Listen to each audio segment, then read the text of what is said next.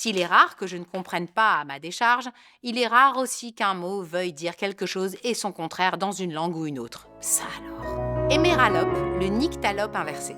Il est rare, quand je choisis un thème pour une de mes chroniques et que je commence à travailler le sujet pour vous le rendre à ma façon, que je prenne autant de temps pour comprendre, ou plutôt pour ne rien comprendre.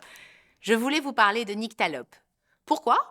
Parce que depuis que je suis toute petite, j'entends dire que les chats sont nyctalopes, qu'ils voient dans la nuit, et comme j'ai expliqué cette notion à mon fils aîné pour différentes raisons, obscures, il est persuadé qu'il est nyctalope et l'annonce à chaque fois qu'il rencontre quelqu'un, comme s'il disait «je suis brun et nyctalope».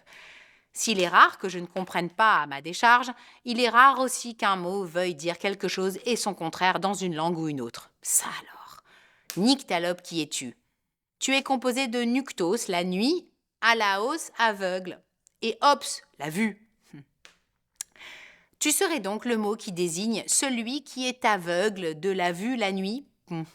Mais pourtant, c'est tout le contraire qu'on m'a appris. Le contraire?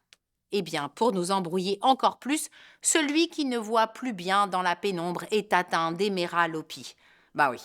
En anglais, nyctalopy désigne celui qui ne voit pas la nuit, la cécité nocturne. Mais dis-moi, nyctalope, tu vois ou tu vois pas la nuit? Alors on reprend.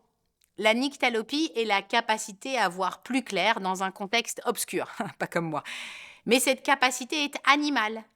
Nos amis les chats, les loups ou nos amis les chouettes, car les hommes qui s'y essaient ainsi, les gardiens des remparts la nuit au Moyen-Âge, qui forçaient la dilatation de leurs pupilles pour y voir plus clair, développaient souvent des cataractes et par voie de conséquence une héméralopie. On se rappelle, hein, l'héméralopie est l'antonyme de nyctalopie, à savoir la cécité nocturne.